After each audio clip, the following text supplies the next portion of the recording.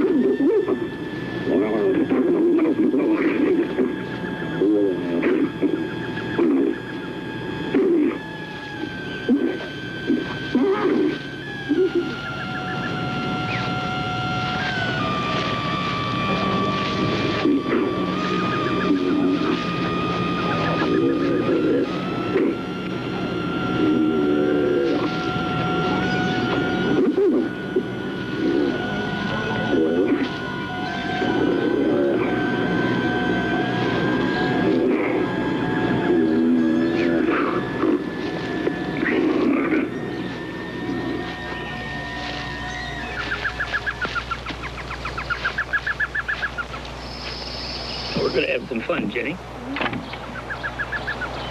Look, what is it? Come on, let's get out of here.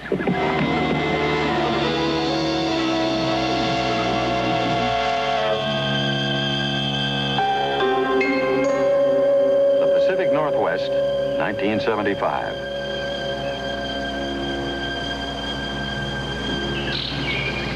Here in this forest, investigators have discovered a set of very strange footprints. Human-like footprints, about 18 inches long and 7 inches wide. The footprints of a giant.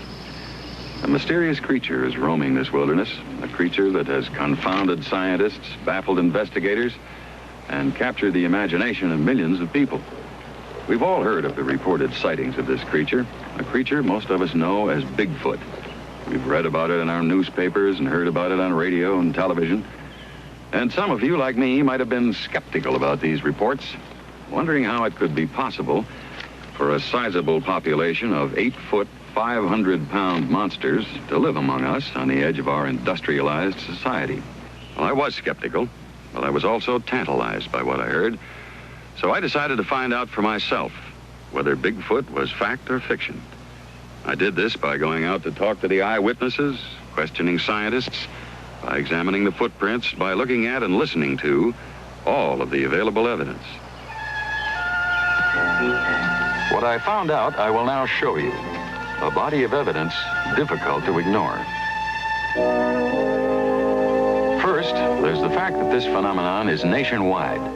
That each year, people of all kinds from many places report seeing the giant creature, describing it as being covered with hair, being half man, half ape, and as having an overwhelming stench. In the last decade alone, there have been over 300 reported sightings of Bigfoot in America. It's called by different names in different parts of the country, like Momo, or the Fouke monster, or the skunk ape, or Sasquatch, or the Noxie monster. But whatever they call it, the people who see it are all describing the same thing. I felt something staring at me, or a feeling of being watched. And I turned around, and that's when I saw Bigfoot. I was terrified. Well, I was in shock. It's totally unexpected. And the only equation I could make on this thing is that it was a gorilla. And we saw this hairy-looking animal crossing the road on its hind legs, and I can't tell you for sure what it was, but I believe it was Bigfoot. In spite of such eyewitness testimony, there are scientists who say that creatures like Bigfoot do not exist, that such monsters dwell only in our minds, not in our forests.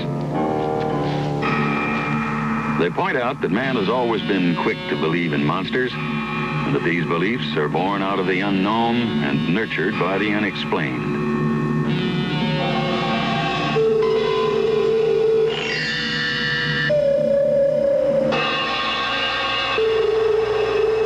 But even these scientists agree that some monsters have had a basis in fact.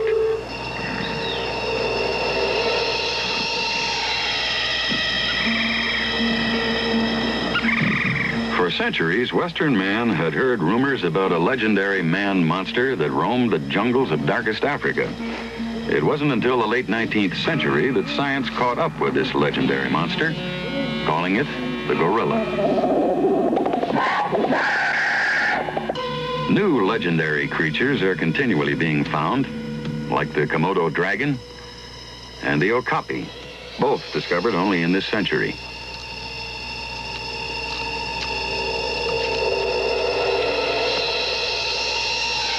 The giant panda was not discovered by Western scientists until 1937. It is still rarely seen in its natural habitat, the bamboo jungles in the mountains of China. New species are, in fact, being discovered and classified each year. New mammals, reptiles, fish, birds, and thousands of new insects.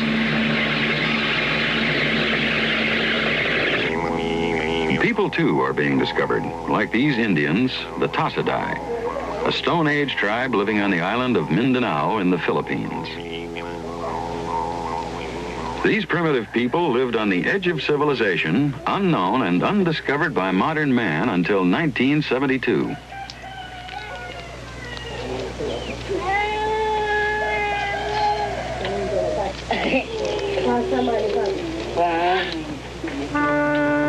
Closer to home is the story of Ishi, the Dawn Man of Redding, California. This sole surviving member of an otherwise extinct tribe of American Indians, the Yahi, lived in the forests nearby Sacramento without modern man's knowing it. When he emerged out of his Stone Age isolation in 1912, he was living proof that creatures like the Bigfoot could live among us without our knowledge. And if Bigfoot is a species of man or ape that has survived a past age, then the turtle is proof that it could exist. A survivor from the age of the dinosaur, like certain lizards, some such creatures have remained unchanged for almost 200 million years. The crocodile is another reptile that has survived the ages. More proof that creatures from the past are alive today. There are even survivors of past ages that were once thought to be extinct, like the coelacanth, a species of fish scientists believed extinct for 60 million years, but found alive in the waters off South Africa in 1938. And like the creatures that dwell in Loch Ness, a mysterious lake in the Highlands of Scotland. Here in these waters dwells a family of monsters that some scientists believe are survivors from the age of the dinosaurs.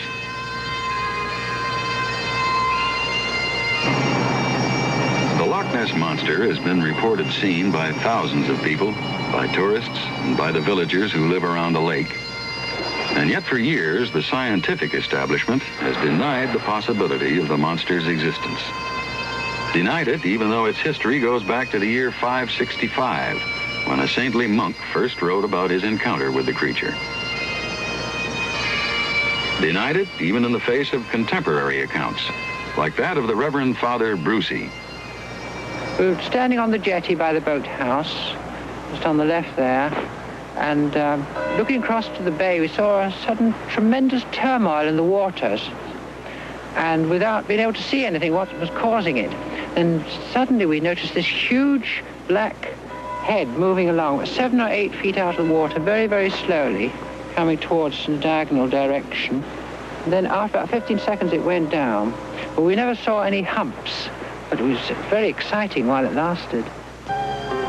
A creature like the one Father Brucey saw was photographed in 1934 by a vacationing London surgeon, Robert K. Wilson. But scientists rejected that photograph as evidence, as they did this one, taken in 1951 by Lachlan Stewart. A photograph which shows the mysterious humps that undulate on the creature's back. This picture, taken in 1955 by Peter McNabb, was similarly rejected, even though it clearly shows the creature nearby a familiar landmark. There were at least 16 photographs of the Loch Ness Monster, and all of them were rejected as evidence by the scientific community. It wasn't until this man, Tim Dinsdale, took his motion picture film of the monster that some scientists began to take notice. It was in 1960. Dinsdale, an aeronautical engineer, took this film with his 16mm spring-wind camera using a 135mm telephoto lens. He submitted the film for analysis to the Joint Air Reconnaissance Intelligence Center at the British Defense Ministry. They enlarged the film, as shown here, subjecting it to intense scrutiny. Their conclusions? That the film is of a living object, that it's moving 10 miles per hour, and that it's 6 feet wide and 5 feet high. Dinsdale's film of the creature encouraged a new breed of monster hunters. Starting in 1962, the Loch Ness Phenomena Investigation Bureau brought a long-needed expertise into the search. They kept cameras pointed at all times on strategic parts of the lake. Their major achievement?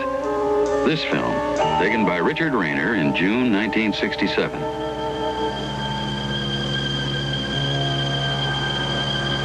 British Air Force scrutiny of this film led to the conclusion that, like the earlier Tim Dinsdale footage, this was a picture of a living object of some size.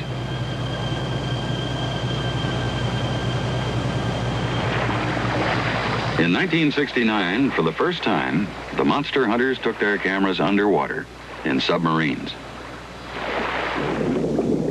But the unusually peaty and murky darkness of the loch's waters closed off all possible visibility. The submarines were considered useless and were withdrawn.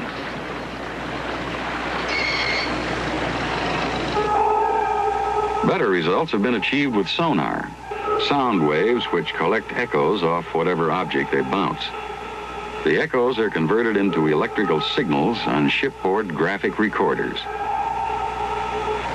3 times, in 1969, 70, and 72, research teams acoustically exploring the depths of Loch Ness have had contact with large moving objects. Objects which some claim are the Loch Ness Monster.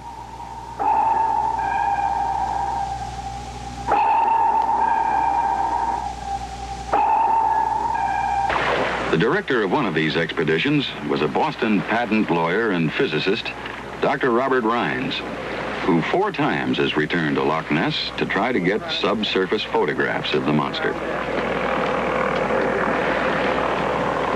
Dr. Rines each time has dropped waterproof cameras into the loch. Boy out there? Yes.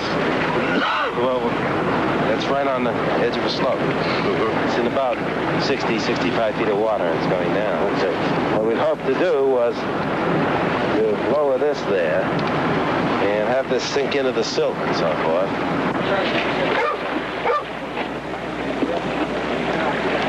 The cameras have been developed by Dr. Harold Edgerton of MIT, who also developed Jacques Cousteau's underwater equipment. The cameras are connected to powerful strobe lights and sonar recorders, all operated by computers.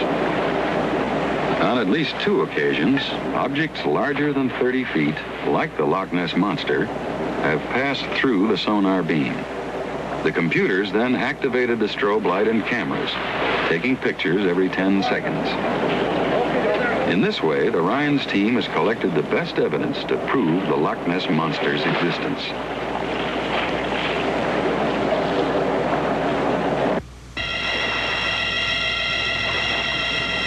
From 100 feet below the surface, they have achieved dramatic photographs, while at the same time recording sonar tracings.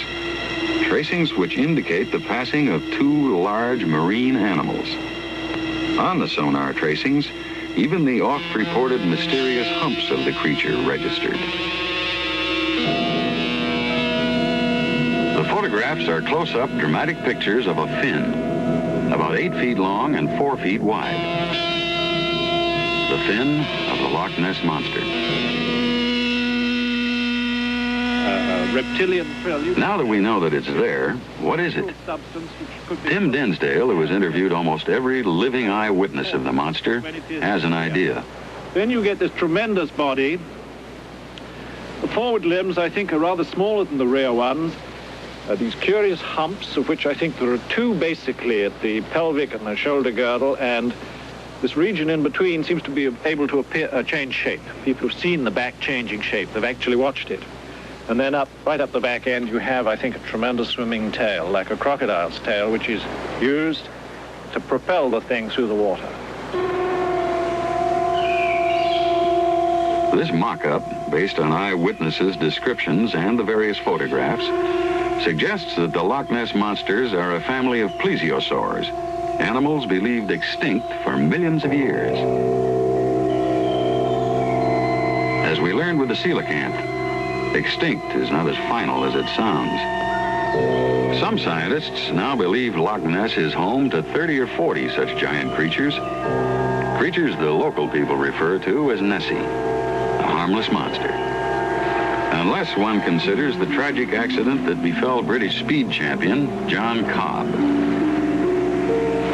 Attempting to set a new record on water, Cobb took his boat, the Crusader, onto Loch Ness in 1955.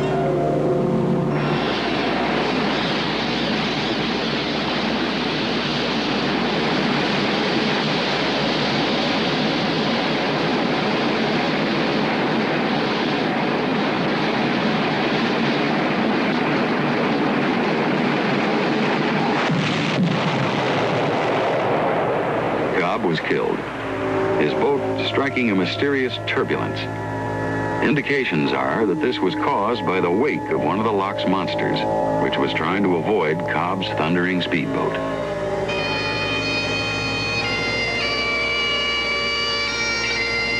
Once rejected by scientists and skeptics, the Loch Ness monsters are now believed to live in this lake, 24 miles long, 1 mile wide. But still rejected by scientists and skeptics are the giant monsters that dwell in the forests of North America.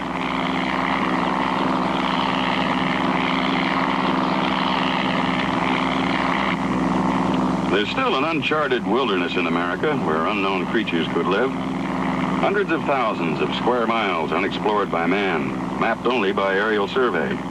A wilderness extensive enough to conceal a large population of hairy giants.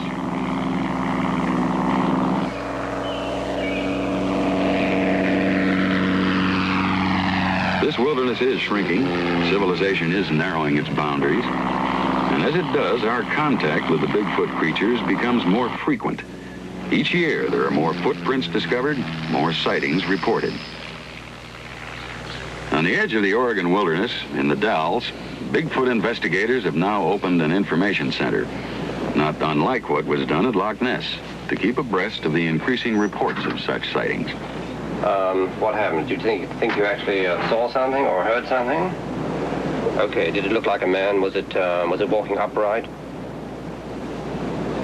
Okay, how big do you think it was? Bigfoot, like the Loch Ness Monster before it, is a creature that most people reject until they see it themselves.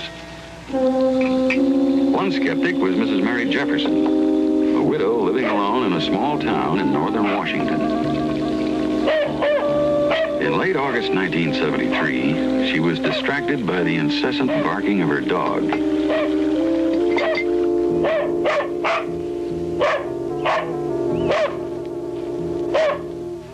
Emerging out of the wilderness, perhaps because of the recent forest fires to the north, came a creature Mrs. Jefferson had never seen before.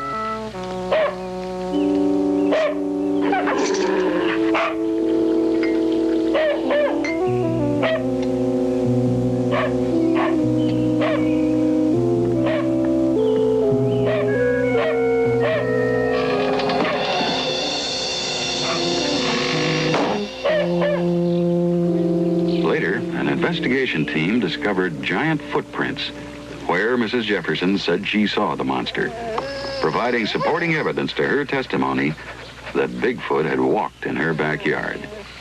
He was 8 or 10 feet tall, and he weighed 700 or 800 pounds.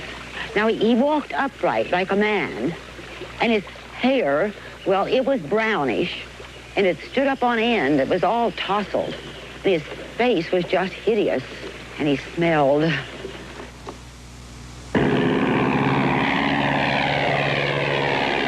The search for Bigfoot in the United States is in its infancy. The search for a relative of the Bigfoot has already been underway in Asia for over half a century. In the Caucasus and Pamir mountain ranges of Russia, scientists have found proof of a Bigfoot creature, which they call the Almista. In the nearby Himalayas, the highest mountains in the world, Western explorers and investigators have pursued the riddle of another elusive man-ape, the hairy giant known as the Abominable Snowman, or the Yeti. Part of the mountain people's lives for centuries, the Snowman only became known to the West in the late 19th century, when British mountaineers began to attempt to conquer Mount Everest.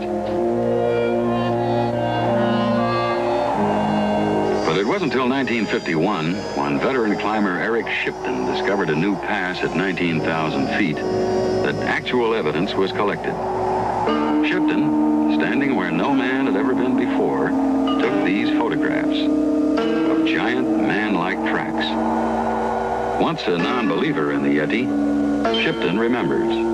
Well, I must say I felt I had a very strange feeling inside. I've often seen these tracks before, but hitherto I'd always been a bit of an agnostic about the whole question. But seeing these tracks so absolutely fresh and clear, well, there seemed to be no doubt about it at all. And it was that really gave me a very eerie feeling, that here one was in the presence of something quite unknown.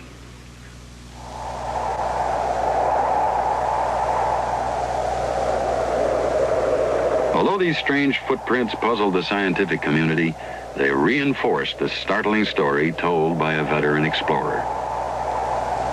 Nicholas Tombazi of Athens, Greece, a photographer and a trained observer, had claimed he saw the Abominable Snowman on an expedition to Everest in 1925.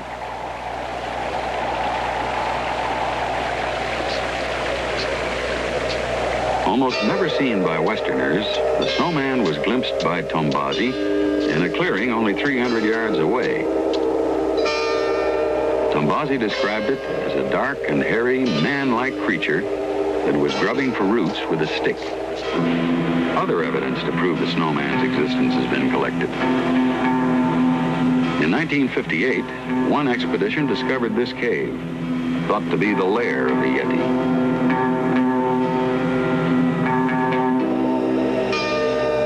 And in 1961, another expedition came across what was believed to be the hide of a Yeti. Another discovered what was believed to be a Yeti's mummified hand, and what was said to be the hide of a Yeti's skull.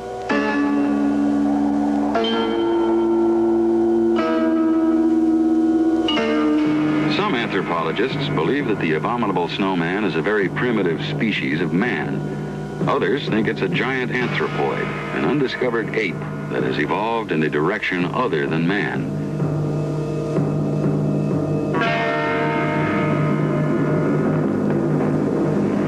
They believe that these giant creatures migrated from Asia to America thousands of years ago on what was once the Bering Straits land bridge, which linked Russia to Alaska. In support of this theory, there is the evidence of Bigfoot's continuous presence in Indian history, appearing in various forms on totem poles and paintings, and being called by different names, like Gilwick, Salatik, Oma, Bukwas, and Sasquatch. Part of the North American Indians' mythology from the beginning, Bigfoot was first encountered by a European in 1811. British explorer and mountain man David Thompson noted in his journal that while crossing the Rockies, he came across footprints made by a giant. Footprints whose great size, he wrote, could not have been made by bears. And in July of 1884, a British Columbia newspaper carried the account of the capture of a creature. A creature they called Jacko, whose description fits that of a young Bigfoot. Another early account of Bigfoot in America comes from President Theodore Roosevelt in a book he wrote about his days out west. The true story concerns two trappers on the Salmon River. It was in 1852. The trappers encountered the creature. Violence followed. One of the men was killed. Roosevelt wrote that he believed the story. In 1924, in British Columbia, a vacationing prospector, Albert Ostman, reported that he was captured and held prisoner by a family of 4 Bigfoot creatures. Ostman's incredible tale included observations that one scientist felt could only have come from a direct encounter with a large primate species. Ostman signed an affidavit before his death, attesting to the truthfulness of his story.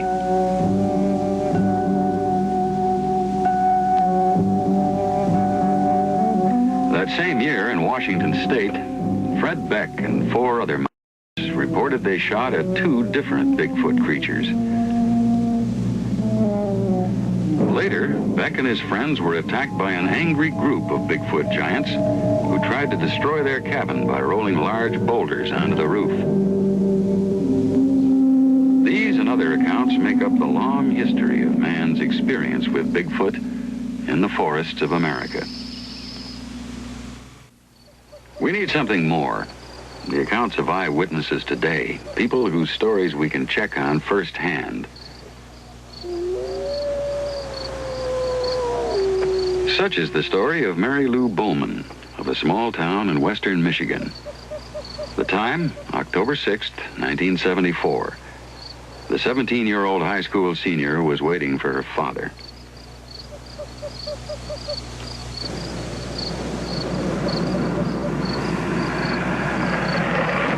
Don Bowman, a former high school football coach and now a respectable businessman, had never heard of the creature that he and his daughter were about to encounter, had no idea that the dark road ahead beyond where his daughter stood waiting for him held a promise of terror that would soon bolt up out of the shadows. How was your babysitting? Fine, except for I didn't know they'd be on so late.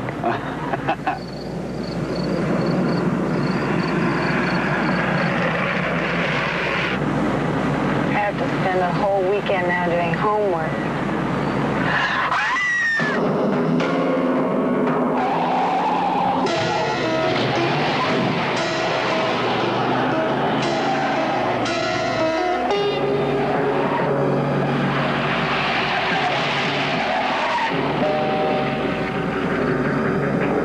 The next day, police found giant footprints in the dirt on the side of the road near the site of the accident. Stories from eyewitnesses like Don Bowman and his daughter are the most compelling evidence for Bigfoot's existence. They are, in fact, Exhibit A in our investigation, and there are hundreds of them. Like this one from former Sheriff Oliver Potter. Like I say, I'm born in the woods, the Cascade Mountains. I know the animals that are here. This was something different that I had never seen before. A large creature, about 7.5 to 8 foot tall. It was grayish black in color. And as it went away from me, I seen the backside of it, walking as a man would walk on its hind legs. There were 4 of us in the car when I was the first one to sight it. We pulled up on the freeway and pulled back for optimum viewing. Oh, I'd seen people from the same location and in about the same spot before. Humans up there. It probably was twice the size. And it was a dark, dark brown, just swaying back and forth, sitting on a rock. It moved more or less like a man, and it was about 6, 7 feet tall and probably a blackish brown color. And I couldn't see his face because it was running away from me across the road. And I actually, her and I both saw it disappear into the brush. Like I say, I was born and raised around here, and bears just don't walk on these hind legs that long. Another eyewitness of the creature was Shirley Adams, a teacher and school bus driver in a small town on the coast of northern Washington. A longtime resident of the area, the young school teacher had often heard stories about the giant, hairy, ape-like monster, but she had never seen it. Never thought she would.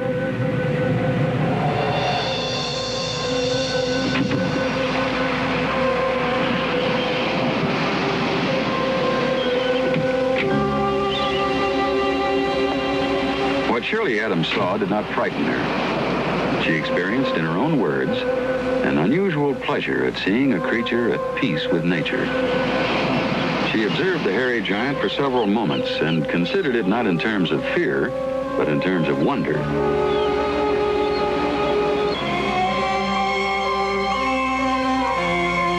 Eyewitness testimony, however, has had little such effect on the scientific community.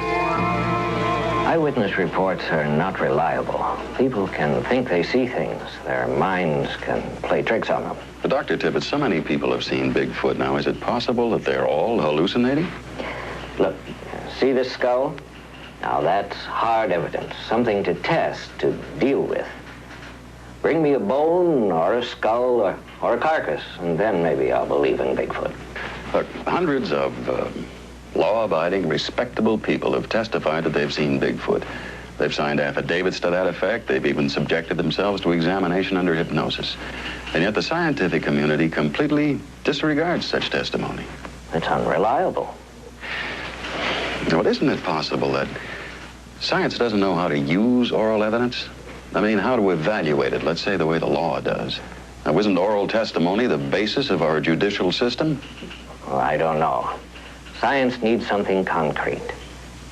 Why, for instance, hasn't a hunter ever been able to find the remains of a dead Bigfoot in the forest?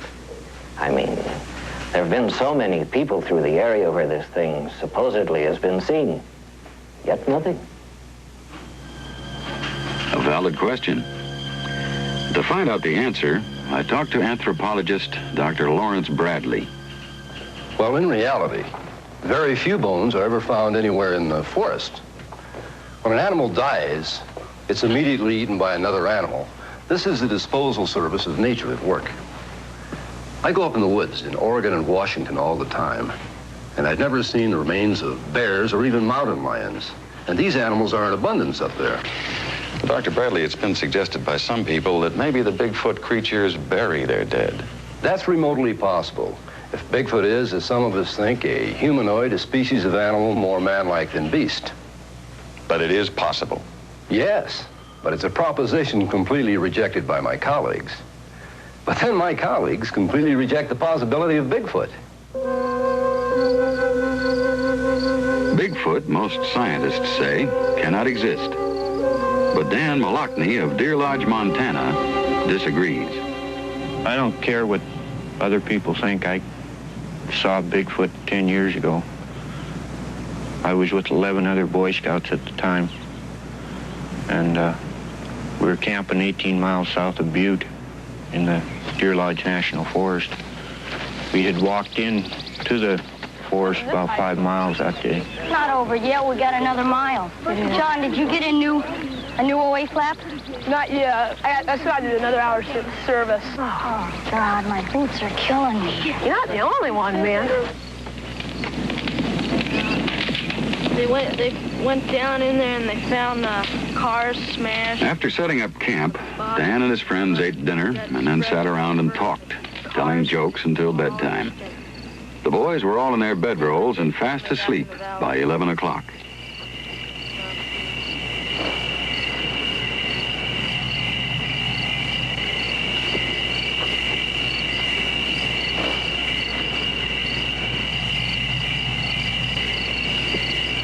Whatever it was in the forest, Dan's friend was the first to sense it, the first to hear it.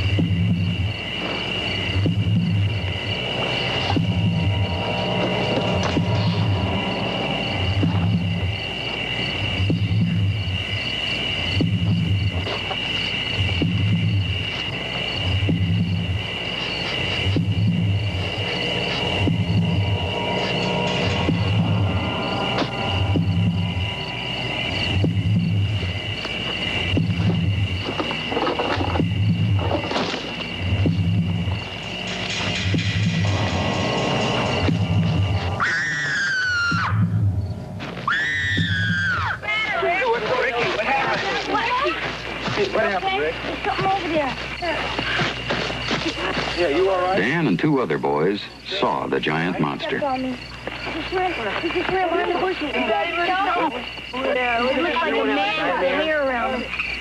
It took us a couple hours to get back to sleep. And when we got up the next morning, we went up on the ridge where we saw the Bigfoot at. And when we got up there, we discovered a number of footprints, the biggest footprints I've ever seen. And they look something like this. Exhibit B, the footprints. Some 20 inches long, 8 inches wide.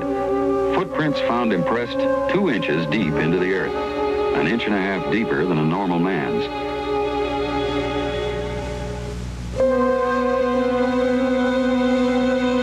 Footprints that show that a giant walks here, moving on 2 feet as a man moves. Footprints that should be permitted to establish the existence of a creature, if, after all, fingerprints can be used to hang one.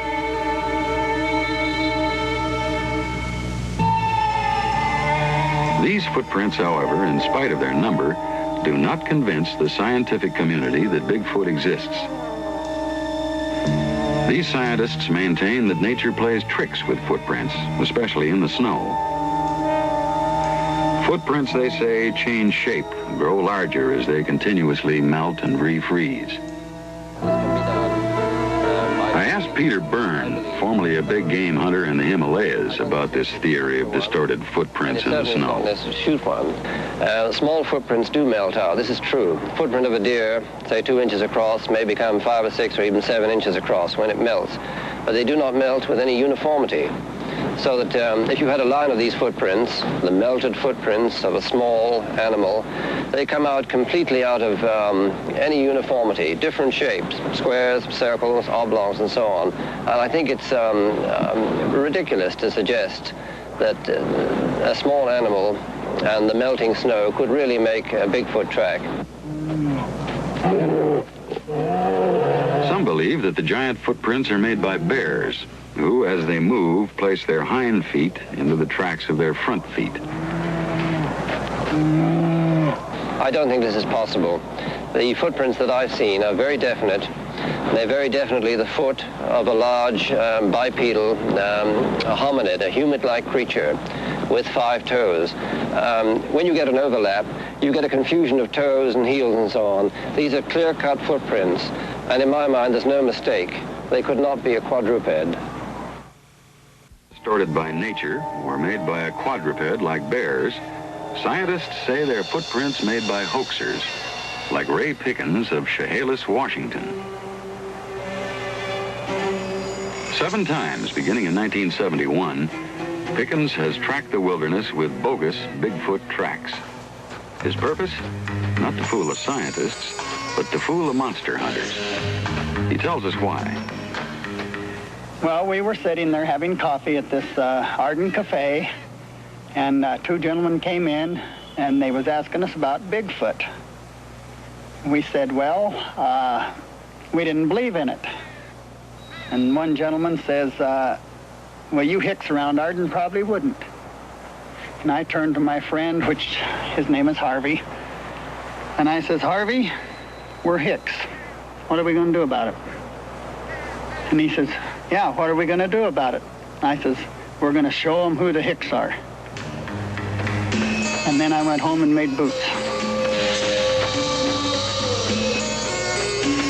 Hoaxers have fooled the experts occasionally, but anthropologist Grover Krantz of Washington State University insists that fakers could not have made all the giant footprints. There are a number of footprints that I've seen that are faked, and this can be done. But on the other hand, there are a few that show some characteristics that I think could not have been faked. This is one such footprint. This cast I've drawn in the approximate reconstructions of the bones. This is a crippled individual where a couple of bulges have extended out between adjacent bones on the outer edge of the foot. If this had been a human foot, these bulges would have been farther back. But they're shifted forward, making the heel longer and the front of the foot shorter. This is exactly what is required for a foot that's going to carry perhaps an 800-pound body. Now, I don't think any faker could have thought of it and figured this out and adjusted his footprint accordingly. A fake footprint is just simply an expanded, enlarged footprint or enlarged copy of a human foot. With this convincing background, I now thought it best to talk to a trained observer who personally discovered such giant tracks, like newspaperman Ed McLarney of Stevenson, Washington. I turned my head and looked in the direction Marv was pointing. Down below us, for as far as the eye could see, were 2 sets of tracks coming parallel up this terrifically steep ridge. They crossed the road. We walked up the road just a little bit farther, and they crossed the road right in front of us. Big tracks. They were firm tracks, and obviously the kinds of tracks that people have talked about when they described Bigfoot. And what was especially convincing was the terrific distance between footprints. I have got pretty long legs. I'm nearly 6'4", and I could not, in trying to stretch my feet, could not duplicate what we were seeing there. I had to jump from one track to another to duplicate the distance between tracks. In the first place, I do not think that any human being would have been physically capable of marching up that ridge in that deep snow. In the second place, that superhuman strength was required to do it.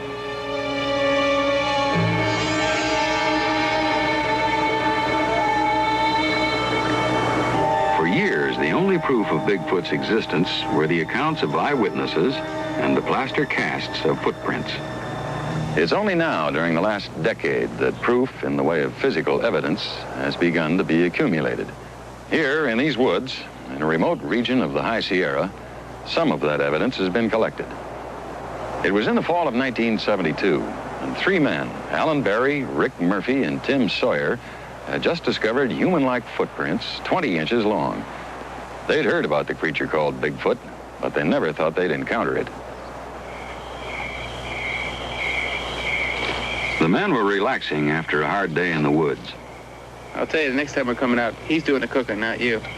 All right, I don't need any ribbing about that, Bill, you know. I told you guys I came up here as the guy. The guy.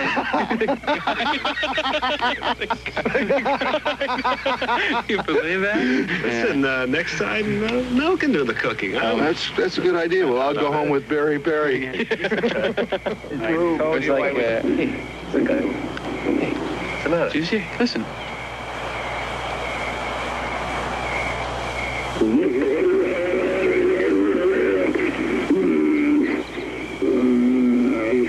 Sounds like my mother-in-law. Hey, don't joke around.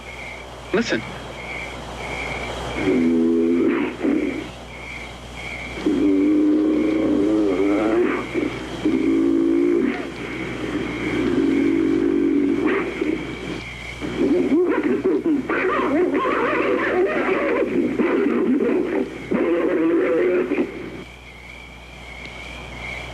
I never heard anything like that before. Me neither. I'm gonna get that on the tape recorder. Fortunately, on this trip to the Sierras, Alan Barry had his tape recorder along to record the sounds of various birds and animals. Calmly, he reached for this and not for his rifle. Where's it coming? I don't know.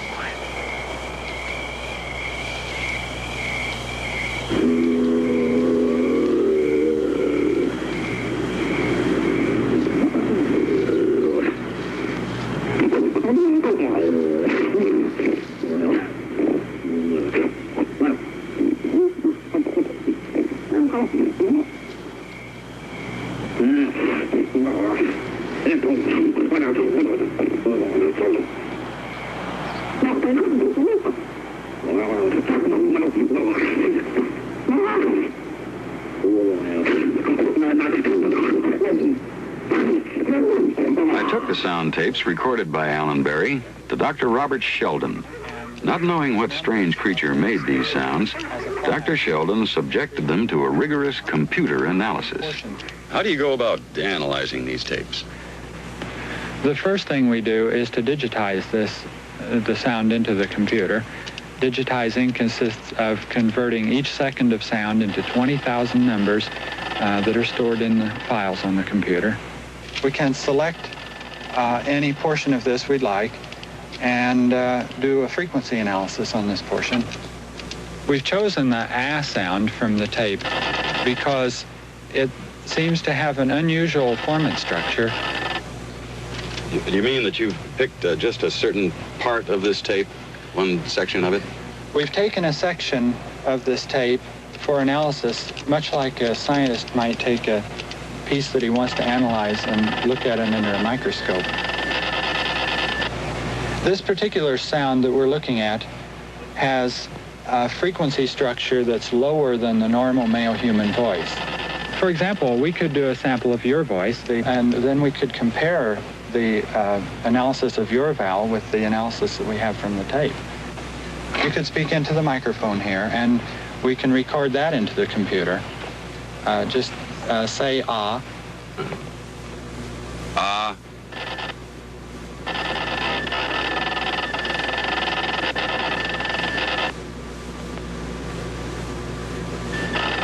The comparison of the two printouts showed that the creature's vowel sound peaked early, higher than mine.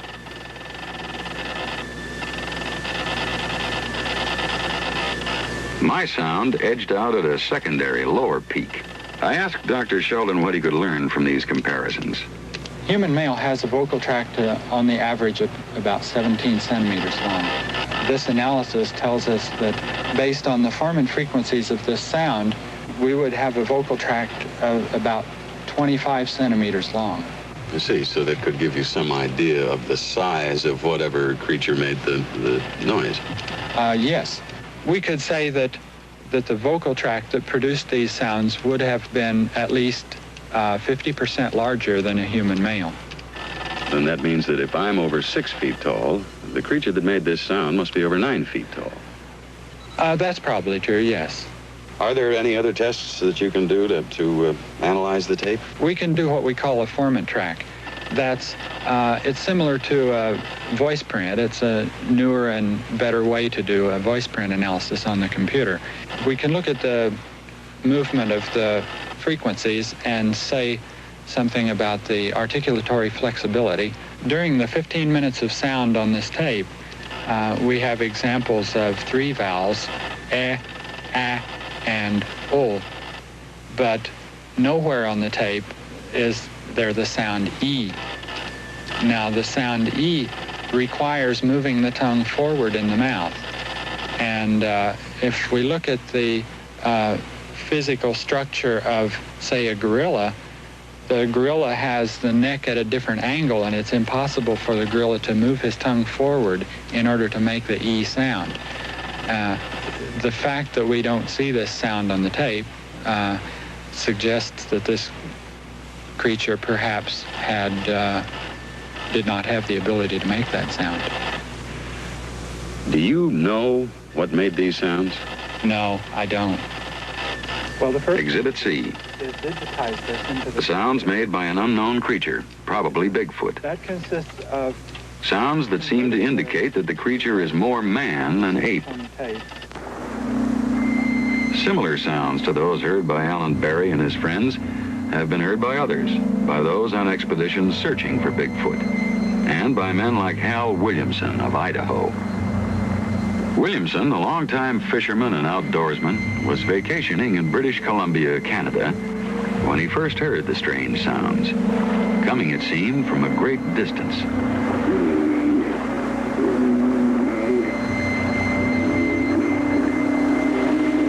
The sounds seemed to be coming closer, and suddenly they were upon him.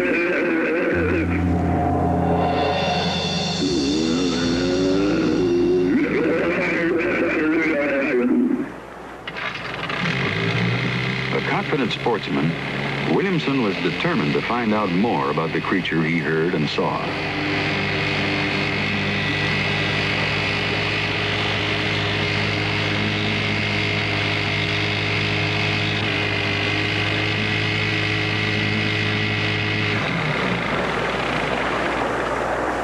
The air was heavy with a foul odor, a stench Williamson later described as being, in his own words, one of the worst smells he's ever experienced.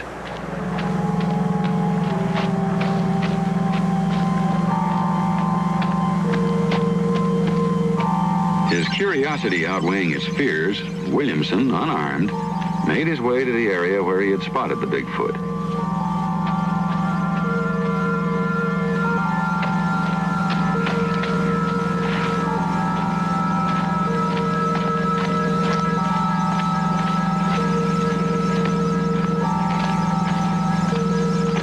Silence now replaced the eerie screams of the giant creature. But the stench in the air told Williamson that the monster was still nearby.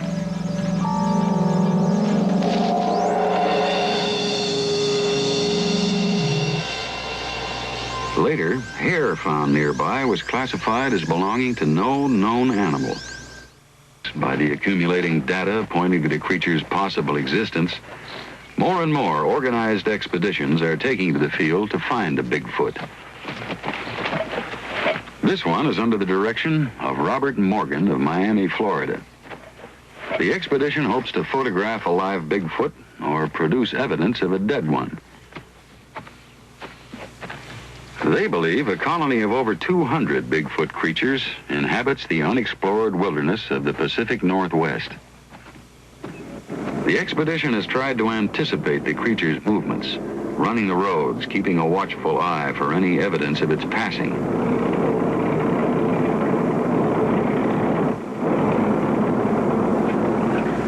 Thinking Bigfoot to be a nocturnal creature, they're prepared to penetrate the darkness of night with special light amplification viewing devices.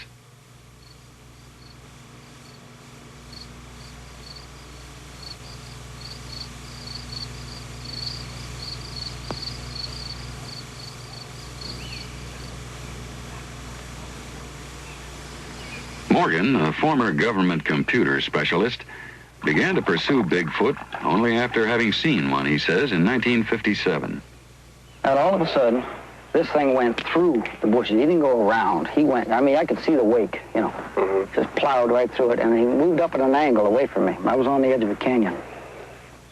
And at a point, I estimate about 40 yards from me, it went into an opening, a clearing in the brambles, And what I saw was the most man-like looking gorilla, in my estimation, that I'd ever seen. Okay. And that's traveling slow. Expeditions like this one have gone out armed with tranquilizing guns and cameras. The object is to bring back evidence to force the scientific establishment to take a more active part in the search for Bigfoot.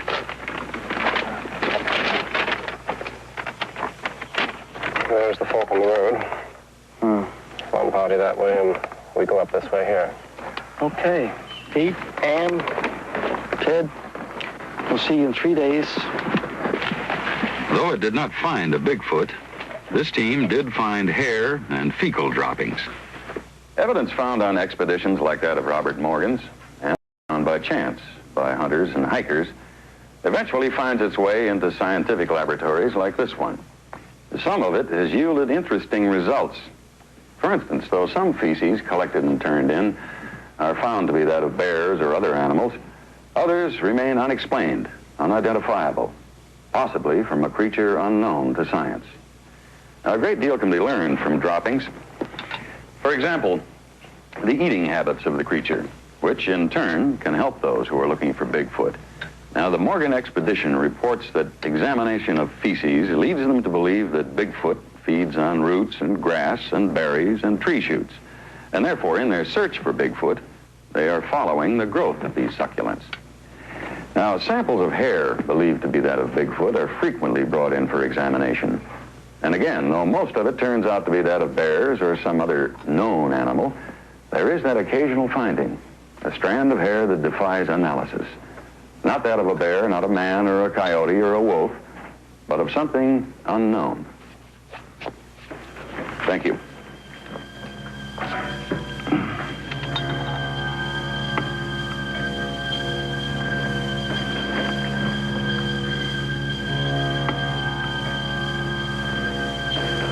Several times, such hair samples have stymied scientific definition. Now, these hair samples were found at the site of giant human-like footprints and after a sighting of a Bigfoot creature. The hair samples, then, should be labeled Exhibit D, a piece of evidence which the United States Army has endorsed in its official engineering atlas covering the state of Washington. In a section about the wildlife of the state, Sasquatch, or Bigfoot, is featured. The text goes on to report that hair samples sent to the FBI labs have defied analysis. Exhibit E, the Minnesota Iceman. What might have been the only body of a Bigfoot ever found by modern man. At first, nothing more than a carnival exhibit, a rotting corpse partially visible in a block of ice. Later to be thought of by at least 2 international scientists as an unknown large primate, perhaps the dead body of a young Bigfoot. This unusual evidence mysteriously disappeared in 1968.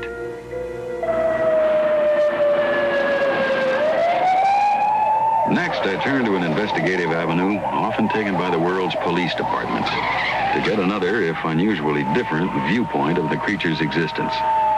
A viewpoint that police departments in Miami, Boston, Los Angeles, and even Scotland Yard have called upon to help solve seemingly unsolvable crimes.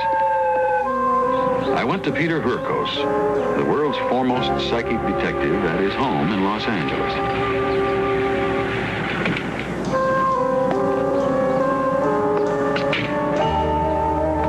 I took with me, unknown to him and concealed in a suitcase, a plaster cast of a giant Bigfoot footprint.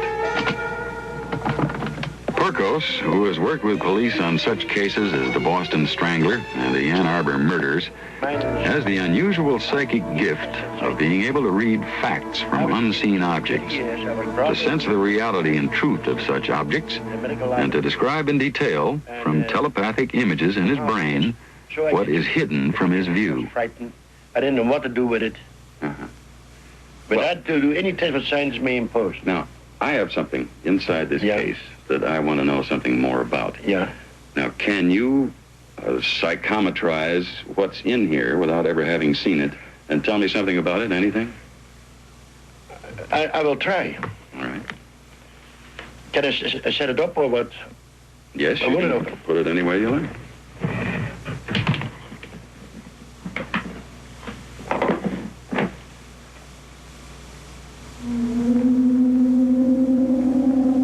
That's an half man, half animal.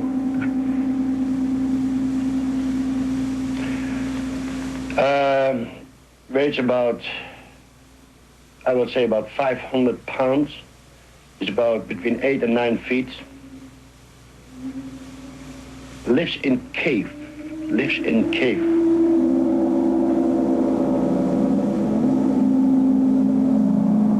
Eat part of animals, the intestine and animals eat, and also berries and green stuff. It's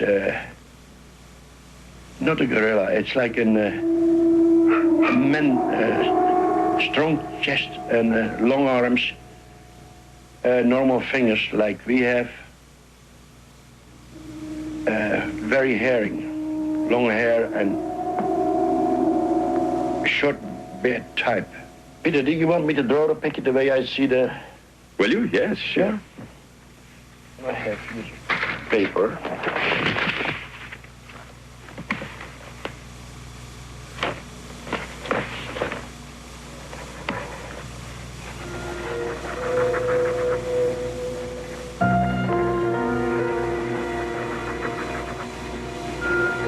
We've witnessed a dazzling display of Peter Herko's psychic powers. Powers that not only determined what was in a closed case, but powers that said the object in that case was authentic, not a fake, that it was made by a living creature, by a Bigfoot.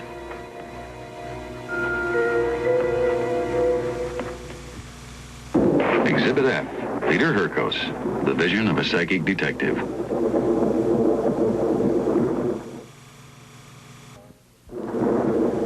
For Exhibit G, I traveled to a small Washington town not far from the Canadian border, increasingly more intrigued by the abundance of psychic and physical evidence. The most compelling evidence for Bigfoot's existence, however, remains the eyewitness reports. And the most compelling of these are when the creature has been seen at the same time by more than one person. Now, in police work, this is called corroboration, and it's another way to establish the truth. Now, there are scores of such corroborative stories in the Bigfoot investigation, but the most interesting to me are these.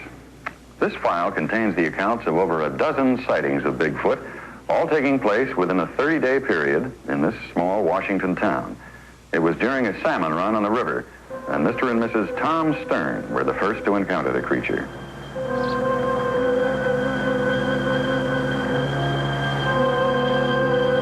It was during September 1975. Great day for fishing. Yes, it really is.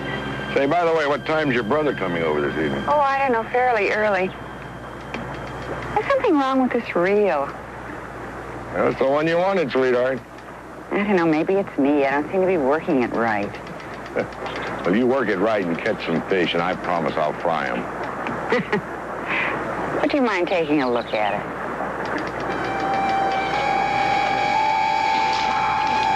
What is that?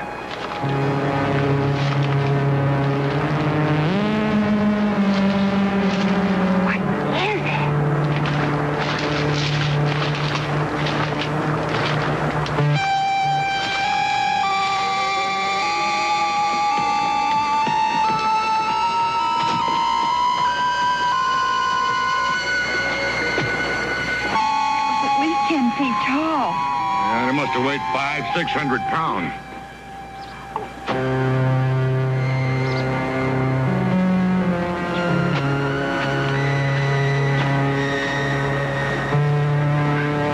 It's twice my stride. Mr. and Mrs. Stern's sighting of the hairy creature, backed up by their discovery of giant footprints, was to be followed by a more terrifying experience.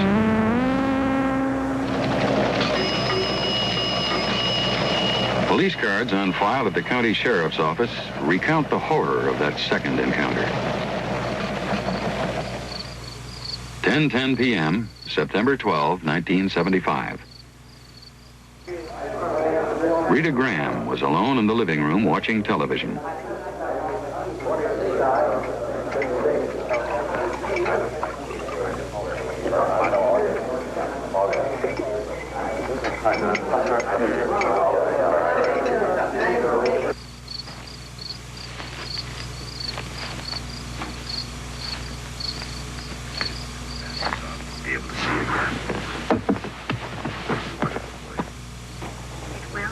I will be able to see you, certain. Absolutely. And then we're going to take that boat.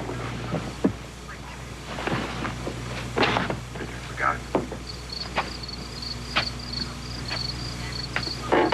Mexico. Is that it? Yes, dear, Mexico. The two of us alone. Where we are. Together. A new life. Champagne. Margaritas. Have you heard from Mary? I think she sent some flowers.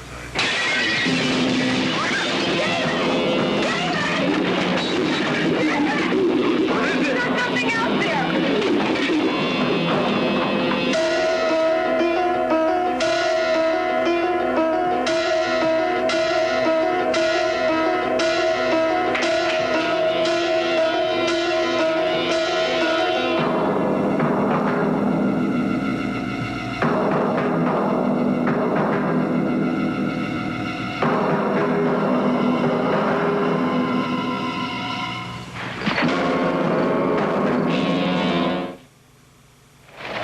There were 10 more such sightings in the town within the next 3 weeks, the most dramatic of which took place in the early morning hours of September 16th, while 3 Indian youths were fishing on the Nooksack River. John Green, 31, a recreational director for the Lummi Indian Council, and 2 friends were taking turns drifting down the channel, trailing their nets, fishing for salmon.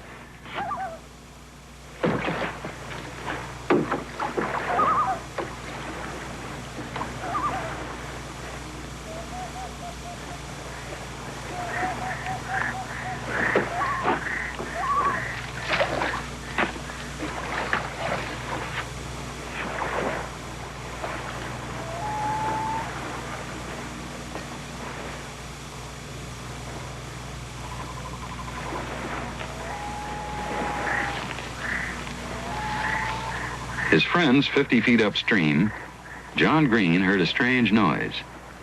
He became aware of a strong, unpleasant smell, felt something tugging at his nets, but he saw nothing.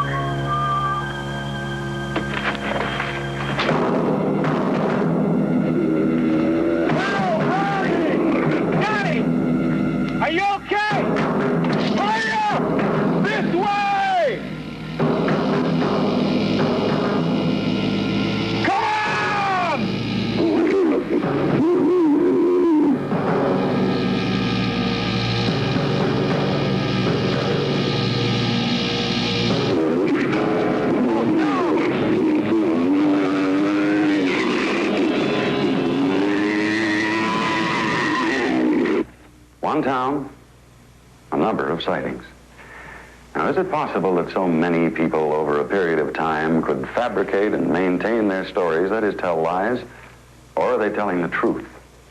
Well, with me is William Stenberg, a former police officer for the Glendale Police Department, a man licensed by the state of California to do polygraph work, that is, to conduct lie detector examinations.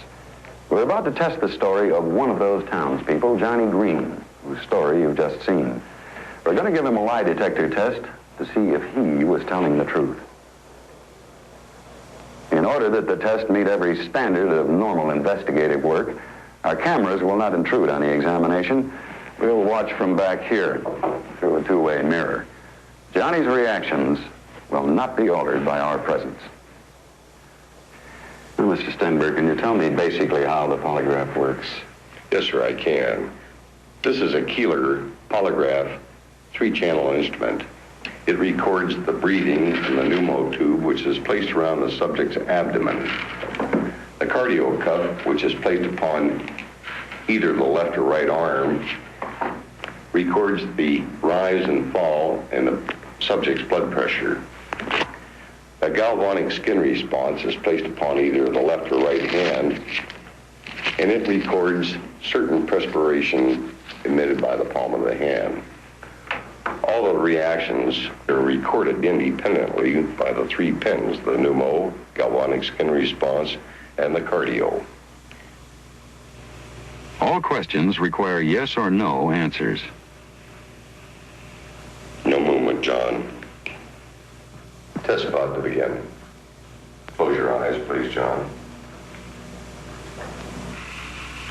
Is your true name John Green? Yes. You intend to answer all of my questions truthfully? Yes. Do you believe you saw a creature 7 feet tall standing in the water of the Nooksack River at 2:30 a.m.? Yes. Did you feel and see the creature pull on the tailboard attached to your fishing net? Yes. Did you see the creature in your light? Yes. Were you truthful to me when you described the creature 7 feet tall, heavy build, covered with hair and a head shaped like a gorilla? Yes.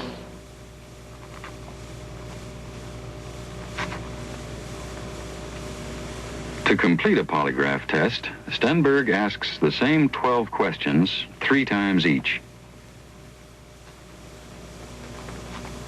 Have you lied to me on any of these questions? No.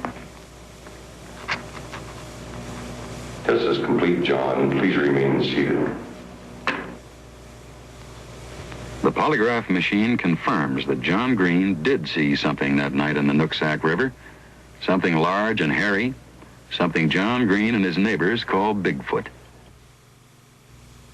Dr. Sidney Walter, a clinical psychologist licensed by the California State Board of Medical Examiners.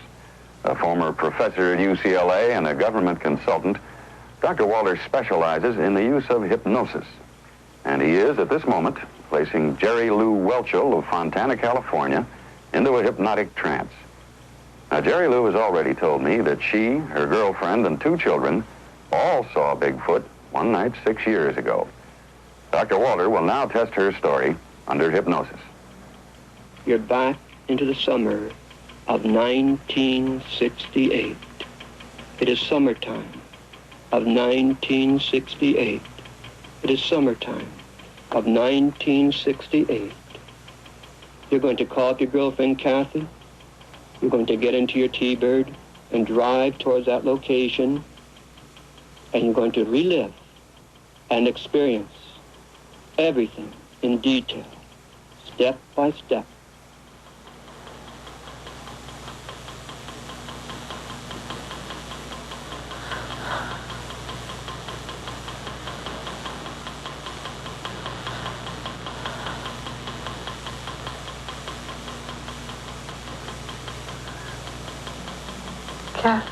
Kathy?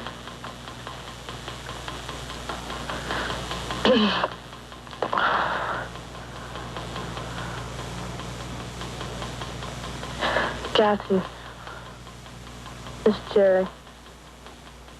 Is Jean over at your house? He just left here. Yeah. No, he said that they were going up to see about that monster. Yeah. Okay, you want to go? I'll get the kids ready. Okay, see you in a few minutes. Okay, get your coats on. Okay, come here, Sherry.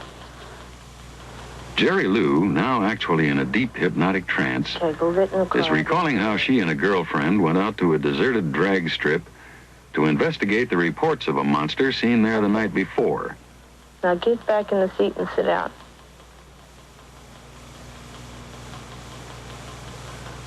Is Kathy home? You ready, though? Okay. Now, where was it? The drag strip. Nah. No monster's gonna be there. No. Okay. Oh, heck. Carson. Kathy, look out. Get down, get down, get down. Oh.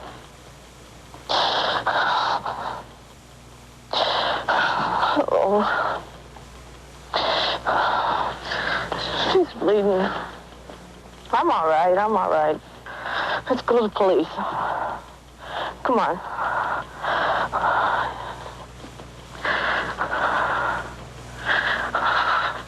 Drift deeper and deeper into a relaxed state now, Jerry.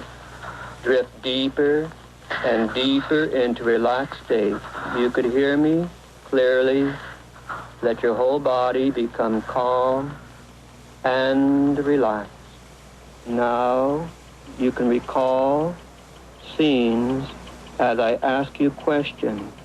They'll be very vivid, very clear to you, but you are safe and sound. You are safe and sound at home. Jerry, you could hear me clearly. What were you frightened of? It was big. And it smelled terrible. It was big and smelled terrible? Yes.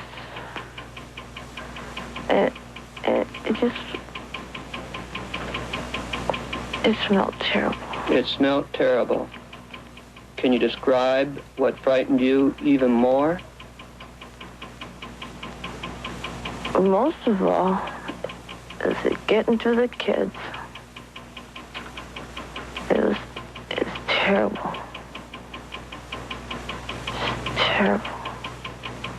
It's terrible. It was like I can't explain it.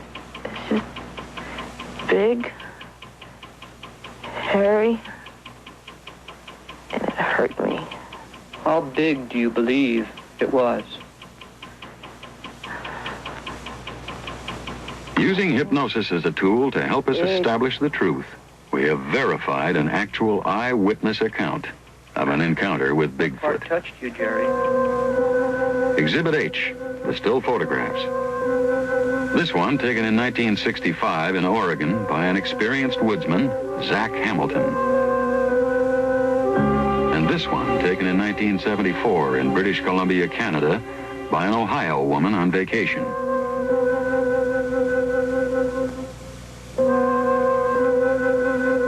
And a third one taken in Alaska in 1973.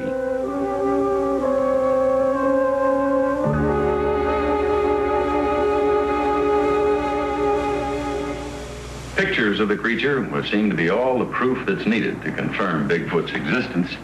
The most famous picture of Bigfoot is this one, taken by Yakima, Washington rodeo rider Roger Patterson in 1967 in Bluff Creek, California.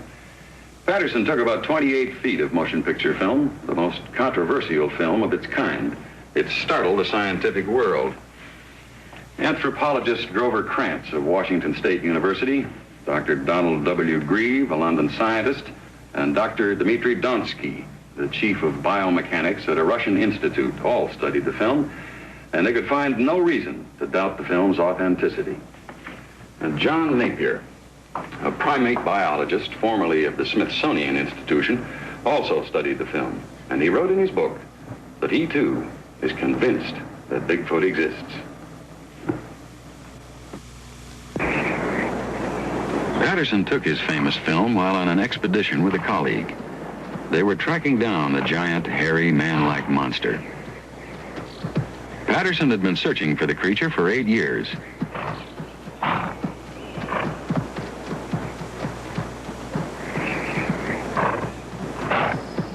Suddenly, there was a commotion. Patterson's horse reared, throwing him. Patterson grabbed his camera and filmed as he ran. Here is his actual footage, the images he captured, what he called the Abominable Snowman of America, or Bigfoot.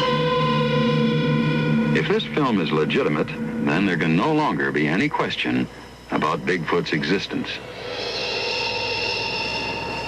To verify its legitimacy, I went to anthropologist Drover Krantz at Washington State University.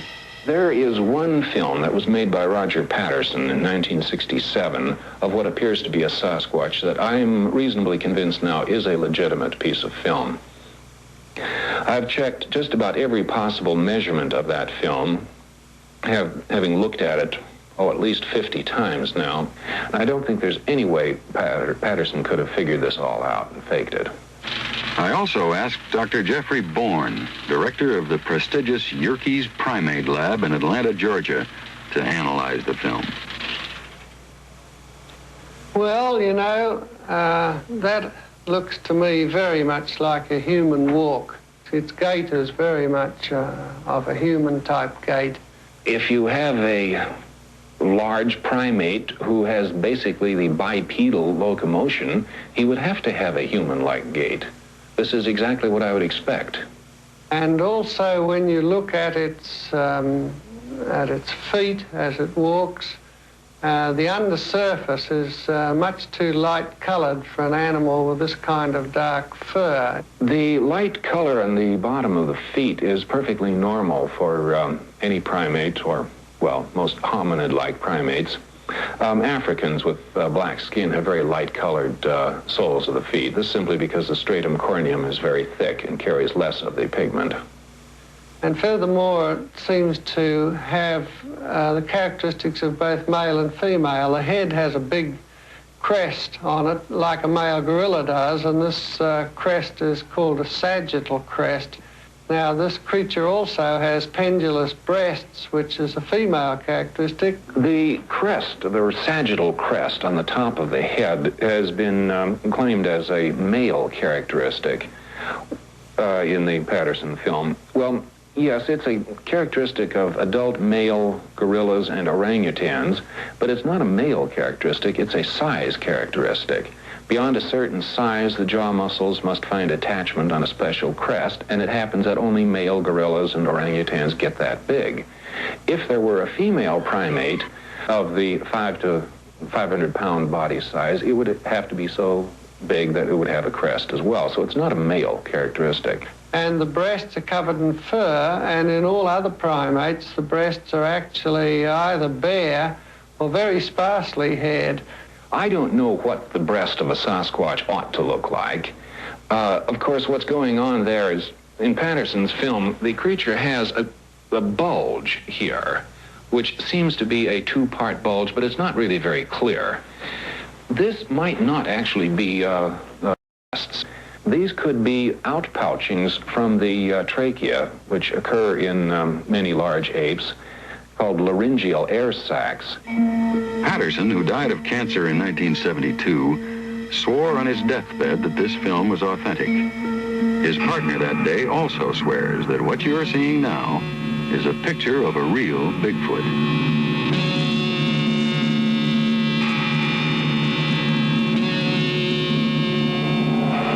Satisfied with this evidence, some scientists are now trying to classify the Bigfoot creatures, declaring them to be perhaps a more evolved species of a fossilized ape, a more man-like Gigantopithecus.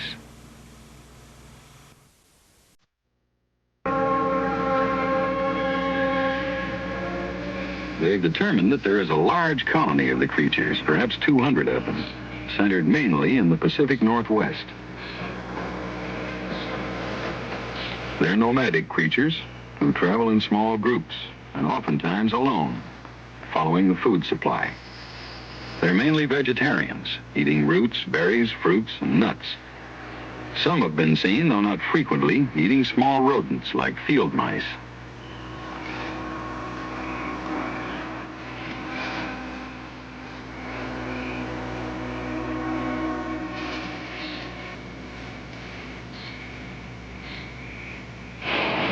There have even been accounts of them digging for clams at an ocean beach.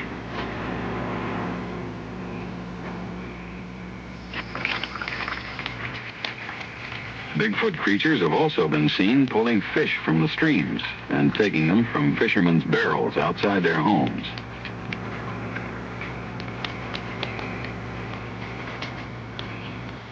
They have never been known to use fire or to use tools, though they have frequently been seen using a stick or a stone to dig for food. They build no permanent dwellings, making their beds under trees or in caves. They sleep mostly during the day, traveling and looking for food at night, finding safety in the darkness.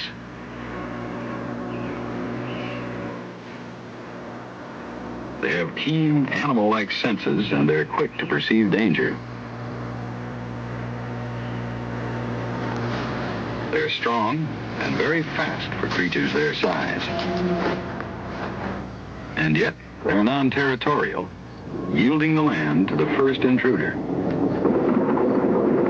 Some accounts indicate that the Bigfoot creatures might live in family units. Albert Ostman's observations in 1924 show that the father performed certain patriarchal duties for his family.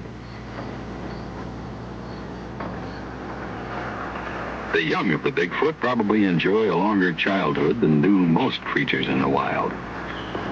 They're dependent on their elders for food, for protection, and for instruction in how to deal with the wild animals in the forest and with man.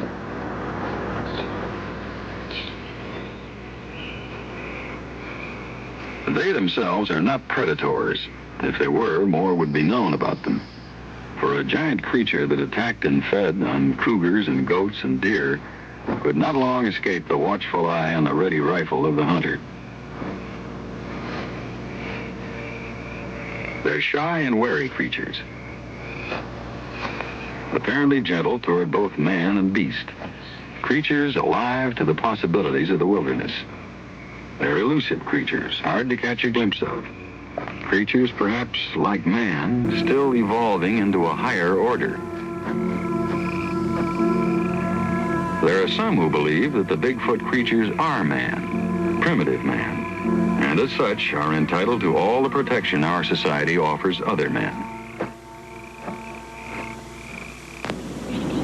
One true story that illustrates Bigfoot's human likeness is that told about an Oregon high school teacher, William Lawrence. Lawrence was driving with his wife, Kathy, on a backcountry road in the spring of 1973. A lot of good fishing around here, especially this time of year. You can see everything you want, you get. Son of a... You see that? I'll get my rifle and get a shot at this thing.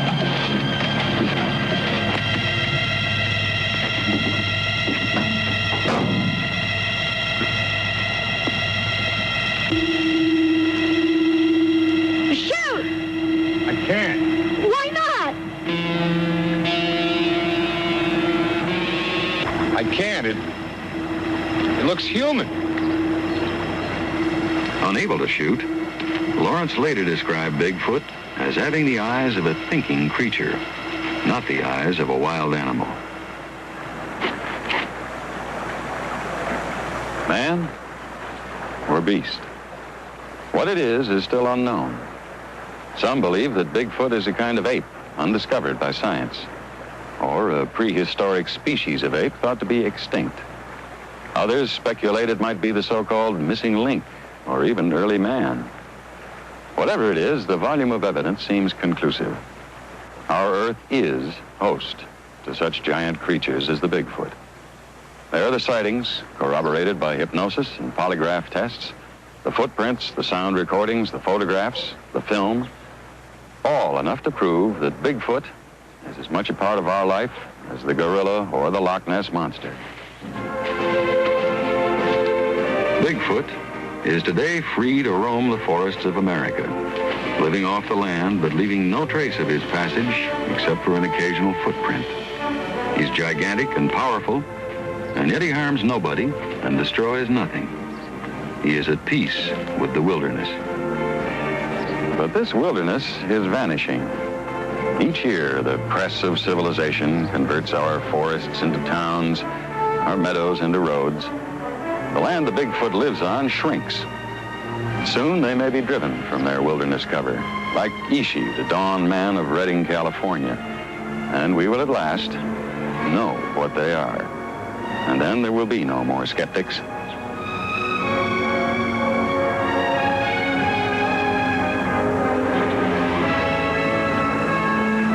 Man will continue to try to solve the mystery of Bigfoot. But as we do, let us hope that we will not destroy what we seek to understand.